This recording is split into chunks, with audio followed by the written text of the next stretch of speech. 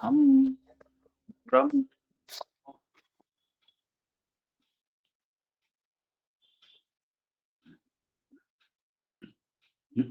ओम यजुर्वेद अध्याय 21। ओम यजुर्वेद अध्याय 38 मंत्र 21।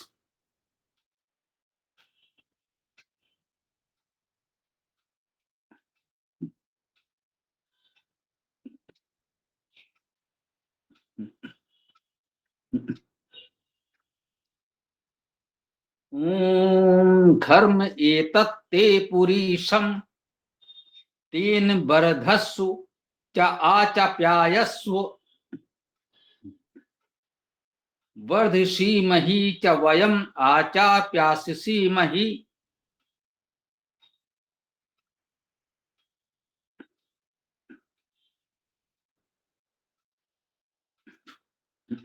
घर्म कोई विभक्ति नहीं है तो इसे संबोधन में मानेंगे। घर्म, हे अभिसिंचन करता, प्रकाश स्वरूप, ज्योति स्वरूप, ज्योतिर्मय। एतत यह ते तुम्हारा पुरीशम, पुरीश पूर्णता अग्रता है। पुर धातु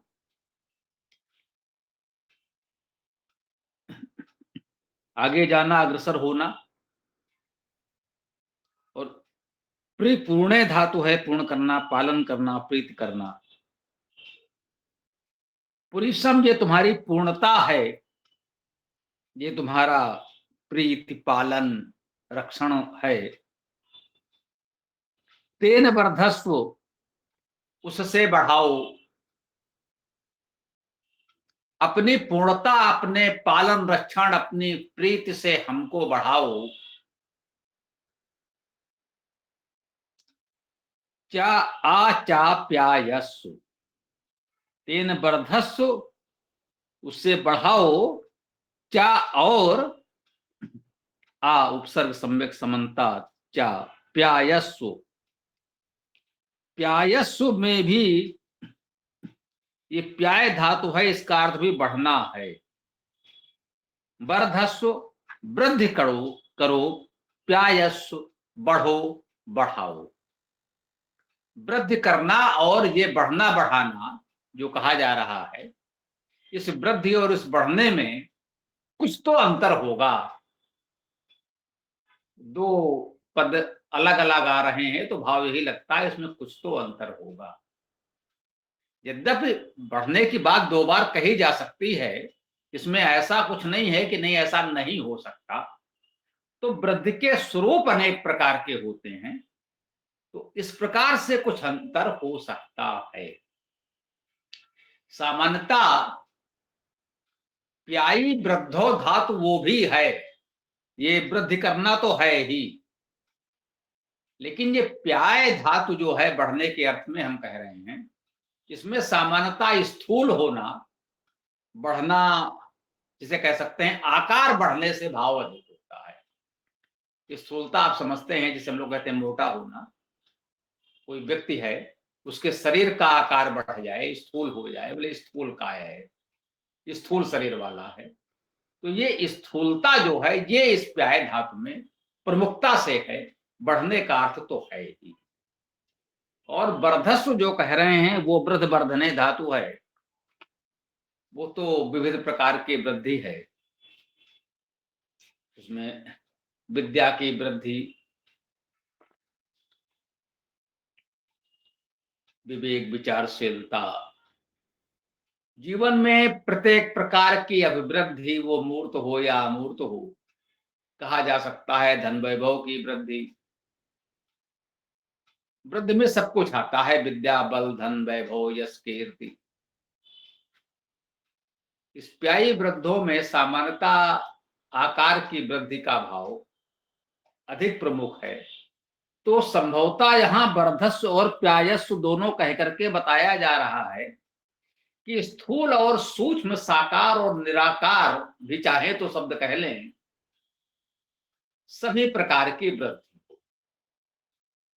यदि शरीर ही हमारा कृष्काय दुर्बल है तो भी ठीक नहीं है, स्वास्थ्य ठीक नहीं है कहा जाएगा। यदि भौतिक दृष्टि से धन संसाधन की वृद्धि नहीं हुई, अभाव है, तो भी कार्य करने में कठिनाई होगी, जीवन यापन में कठिनाई होगी। तो जो स्थूल तत्व हैं उसकी वृद्धि भी होनी चाहिए, और विद्या बुद्धि सद्गुणों की वृद्धि तो होनी ही है, होनी चाहिए। पहले कह दिया गया वृद्धि वर्धस्व, बढ़ो बढ़ाओ। तो हमारे विचार से इसमें दोनों धातु में लगभग समानार्थी होते हुए संभवतः इस प्रकार की कुछ बात कहने का प्रयास इस मंत्र में किया जा रहा है। आगे कहते हैं वर्ध सी मही च वयम माचा प्यास सी मही। वर्ध सी मही वयम, हम सब वृद्धि करते हैं। वयम हम सब वर्धसी मही, वृद्धि करते हैं। अब वृद्ध धातु है, उसके ये विविध रूप हैं, ये क्रिया रूप है। वर्धस्व भी क्रिया थी, बढ़ो बढ़ाओ। वर्धसी मही, हम वृद्धि करते हैं। आचा प्यास सी मही, हम बढ़ते हैं बढ़ाते हैं। दोनों तरह से जो पहले पूर्व चरण में वर्धस्व प्यायस्व आया, उसमें था वृद्धि करो, बढ़ो बढ़ाओ के अर्थ में। यहां कह रहे हैं कि हाँ, वर्धसी मही, हम बढ़ते हैं, हम बढ़ाते हैं। प्यासी मही, हम बढ़ते हैं, हम वृद्धि करते हैं। ये भाव इसमें, दोनों ही बातें इसमें आ गई। तो आज समय है तो एक मंत्र और कर लेते हैं। तो यजुर्वेद अध्याय 38 मंत्र 22।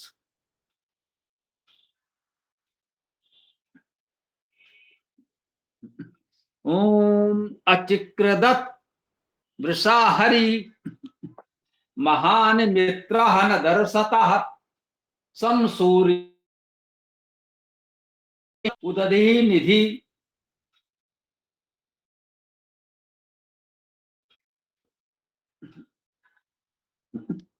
अचिक्रदत्त, इसका अर्थ हुआ शब्द किया, ध्वनि की, ध्वनि हुई।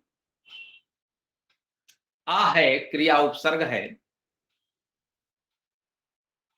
सामान्यतः लंग लकार भूतकाल में ये आता है, आ उपसर्ग क्रिया में भूतकाल के अर्थ में माना जाता है। परंतु ये बात सदैव ध्यान में रखनी है कि वेद में त्रिकाल सत्य, सर्वकालिक सत्य की ही बात की जाती है। इसलिए इसमें भूत भविष्य वर्तमान का भेद समाप्त हो जाता है। अचिक्रदत्त का व्याकरण परक शाब्दिक अर्थ तो यही होगा, ध्वनि की, शब्द किया। तो हम सामान्यता इसका भाव यही ग्रहण करेंगे कि शब्द करता है, ध्वनि करता है। की का ये अर्थ नहीं है कि पहले किया था बस अब आगे नहीं होगा। किया का यही अर्थ है कि वह ध्वनि करता है, पहले भी, आज भी और भविष्य में। वृषा, वृषा का अर्थ है पराक्रमी, वर्षा करने वाला।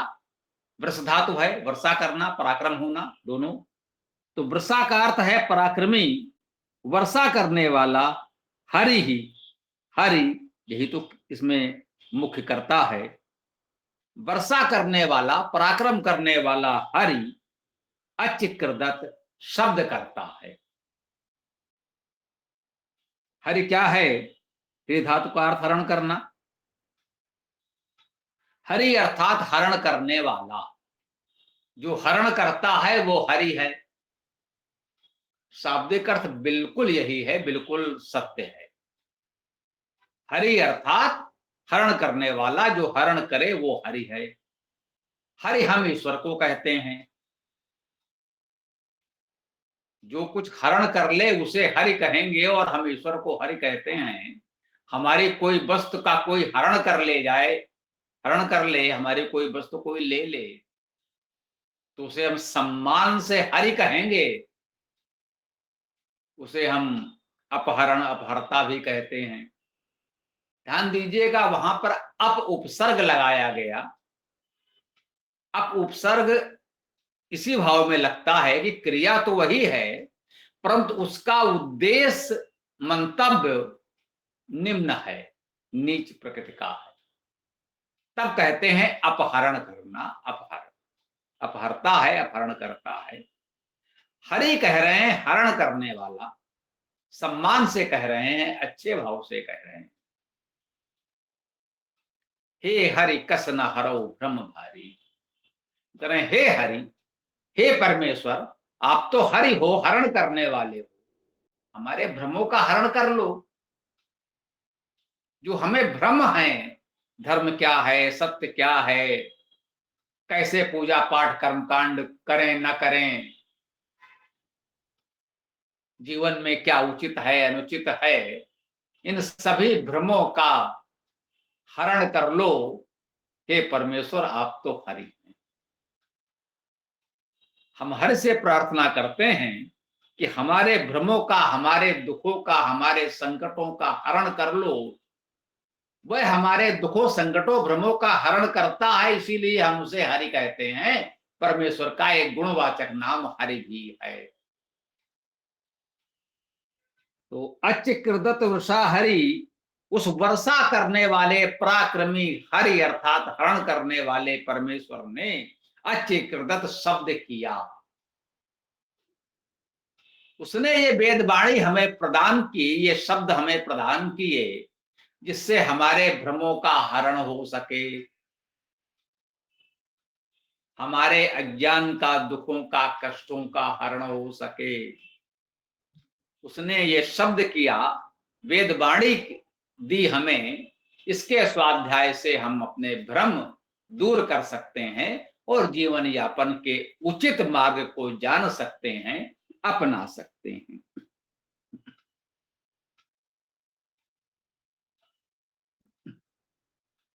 और आगे कहते हैं महान मित्र न दर्शता, वह महान है, मित्र है हम सबका, न दर्शता। इस न को जरा ध्यान से समझना पड़ेगा। ना का अर्थ है उसके समान, यहां ना का अर्थ नहीं न मान लें, ये नकारात्मक नहीं है, निषेध नहीं है। महान मित्रों ना, मित्रा ना का अर्थ है मित्र के समान, महान मित्र के समान, दर्शता देखते हुए। दृश्य धातु देखना हम सब जानते हैं, दर्शन करते हैं, देखते हैं। महान मित्र न दर्शता, महान मित्र के समान देखते हुए उस वृषा हरि, पराक्रमी वर्षा करने वाले हरि ने अच्युत शब्द किया। सम सूर्येण दिद्युतत्, सम सम्यक उपसर्ग है, सम्यक रूपेण, भली बात। सूर्येण, सूर्य द्वारा, सूर्य के साथ। सूर्य क्या है? सुप्रसवे सुऐश्वर्य सुप्रेरणे, सृजन ऐश्वर्य प्रेरणा करने वाले को हम सूर्य कहते हैं। उस परमेश्वर को जो सृजन ऐश्वर्य प्रेरणा करता है, उसे हम सूर्य नाम से भी जानते हैं। सूर्य भी परमेश्वर का गुणवाची नाम है। सम सूर्येण दिद्युदत्, उस सूर्य के साथ या सृजन ऐश्वर्य प्रेरणा के साथ दिद्युदत् प्रकाशमान होता है, प्रकाशित होता है, प्रकाशित करता है। देखिए इसमें द्युत धातु है, प्रकाश होना, इसी में भी उपसर्ग लग जाता है तो विद्युत बन जाता है। तो विद्युत का क्या अर्थ हुआ? विशेष प्रकाश। आकाश में बिजली चमकती है, हम ऐसा कहते हैं। वो जो विशेष चमक होती है विद्युत, उसी को कहते हैं। बादलों के घर्षण से जो ऊर्जा उत्पन्न होगी, ध्वनि भी होगी, प्रकाश उत्पन्न होगा, उसी को तो हम विद्युत कहते हैं। हाँ, अब हमने जाना कि विद्युत एक अलग प्रकार की ऊर्जा है, उस पर नियंत्रण कर लिया जाए तो और भी बहुत से कार्य किए जा सकते हैं। तो विद्युत से कितने कार्य हो रहे हैं हम आप देख रहे हैं। परंतु विद्युत की पहचान सबसे पहले हुई आकाश में बादलों के घर्षण से, चमक के माध्यम से ही हमने उसे जाना समझा, हमारा ध्यान उधर गया कि भाई ये भी कुछ है। विद्युत विशेष प्रकाश, अचानक अंधकार से भरे आकाश में एक विशेष प्रकाश चमकता है। उस विशेष प्रकाश को जब जानने समझने का प्रयास किया तो पता चला ये विद्युत जो विशेष प्रकाश के रूप में हमको अभी तक दिख रहा था, वो एक अलग प्रकार की ऊर्जा है जिससे बहुत से कार्य किए जा सकते हैं। धीरे धीरे शोध अनुसंधान होते गए और विद्युत से इतने कार्य करना हम लोग सीख गए। तो विद्युत का अर्थ प्रकाश किया, प्रकाश करता है, प्रकाशित करता है, प्रकाशित होता है, ये सभी अर्थ हो सकते हैं। इस प्रकार से द्वित प्रकाश होना धातु है। सम सूर्येण विद्युत सम्यक रूपेण भली भांति सूर्य के द्वारा प्रकाश करता है। अब यहां इस सूर्य का अर्थ आप भौतिक सूर्य कर सकते हैं। एक तो सजन ऐश्वर प्रेरणा करने वाले परमेश्वर को सूर्य से संबोधित किया गया है, यह आध्यात्मिक अर्थ है। परंतु लौकिक भौतिक अर्थ में यहां सूर्य का अर्थ आकाश मंडल में प्रकाशमान उस नक्षत्र सूर्य से भी कर सकते हैं। कहते हैं सम सूर्येण विद्युत, सूर्य के द्वारा वह प्रकाश करता है, सूर्य के द्वारा हमको प्रकाश दे रहा है, ये भी ठीक बात है। तो ये भावार्थ भी कर सकते हैं। उदधि निधि, अब जरा इस काव्य का आनंद ले।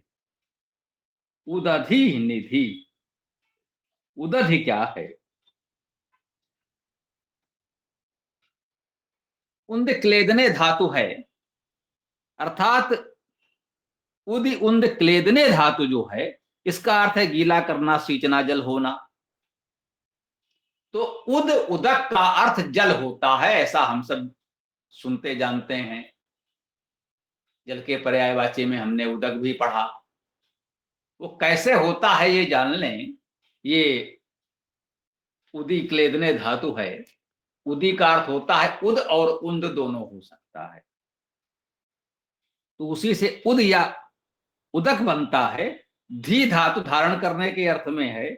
उदक ही अर्थात जल को धारण करने वाला। निधि, निधि को कह दीजिए निश्चित रूप से धारण करने वाला। निउपसर्ग और धी धारण करना, वह जल को धारण करने वाला है। निश्चित रूप से हम सबको, संपूर्ण सृष्टि को धारण करने वाला है। वह मित्र के समान, महान मित्र के समान देखते हुए वर्षा करने वाले उस हरि ने शब्द किया है। कुल मिलाकर वाक्य आपका यही बन रहा है कि महान मित्र के समान देखते हुए वर्षा पराक्रम करने वाले हरि ने शब्द किया। उसने सूर्य के द्वारा प्रकाश किया, जो उदधि निधि, जो जल को धारण करने वाला, सबको निश्चित निरंतर धारण करने वाले ने सूर्य के द्वारा प्रकाश किया है। वही परमेश्वर है जो सूर्य के द्वारा भी प्रकाश कर रहा है, सृजन अवसर प्रेरणा के साथ हमारे जीवन को प्रकाशमान बना रहा है। इस प्रकार से हम इसका आध्यात्मिक अर्थ में तो परमेश्वर ही अर्थ करेंगे, भौतिक अर्थ में सूर्यों को सूर्य भी कह सकते हैं। उदधि को जल का धारण करने वाला, सामान्यतः समुद्र के अर्थ में भी हम लोगों ने सुना है। उदधि का अर्थ जल को धारण करने वाला है, वो समुद्र भी हो सकता है, सरोवर भी हो सकता है, नदी भी है, और हमारे जल के पात्र भी हैं घर में भी, वो भी उदधि हैं, जल धारण कर रहे हैं। तो वेद में हमें यह समझना पड़ता है कि उसका वास्तविक शाब्दिक अर्थ क्या है। उदधि का अर्थ केवल समुद्र नहीं है, उदधि का अर्थ है जल को धारण करने वाला, जो भी जल को धारण कर ले वो उदधि कहलाएगा। इस प्रकार से हमें वेद मंत्रों का अर्थ करना समझना होता है। ओम। तो अब हम यहाँ अपने मंत्र चर्चा को विराम देते हैं। आप लोग जो भी प्रश्न विचार आदि हो तो प्रस्तुत कर सकते हैं। हाँ, ये बात निश्चित हो गई है, पिछले बार भी हम लोगों ने चर्चा की थी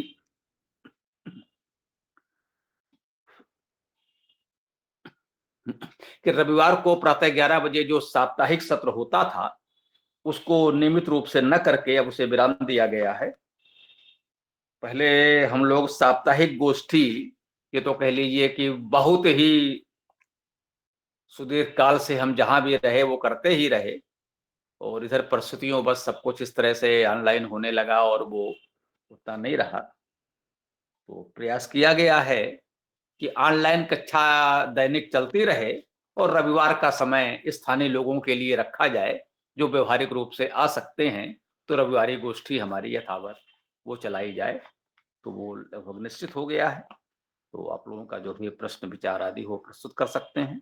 कल प्रातः काल का सत्र नहीं है, सायंकाल का ही सत्र होगा। या कोई और विचार देना चाहें तो इस विषय पर भी कह सकते हैं, मंत्र के संबंध में चर्चा कर सकते हैं। ओम। सुनील जी नमस्ते। हम लोग जो बाहर से रहते हुए हैं, क्या वो भी उसमें जुड़ पाएंगे आपकी गोष्ठी में साप्ताहिक?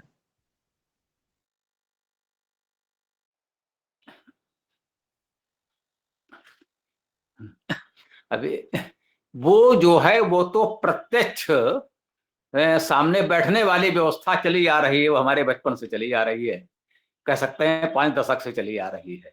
लेकिन इधर कुछ हुआ था, अब उसमें और लोग कैसे जुड़ेंगे, इसकी व्यवस्था कैसे बनाई जाए, इस पर विचार किया जा सकता है। तकनीकी रूप से मैं यही कहूंगा इस विषय पर गौरव जी से बात कर लें, अगर अलग से बात कर लीजिएगा, कोई रास्ता निकलेगा तो निकाला जाएगा, जैसे इस तरह से हम लोग जुड़ जाएं उसमें भी, और यहाँ जो चलता रहे वो आप उसमें सुनते रहे, यही हो सकता है और क्या। तो चूंकि पिछले बार देखा नहीं लोगों को जुड़ने में ये होने लगा तो वो बात भी लगी, तो ये हुआ कि चलो दैनिक में भी वो प्रश्न कर लिए जाएं, और साप्ताहिक गोष्ठी में हम लोग वही मुख्य रूप से वेदाष्टक का पाठ करेंगे। वेदांत का पाठ करते आए हैं, ये मान लें कि हम लोग कुल मिलाकर बात वेद पाठ की होती है, तो उसमें हम लोग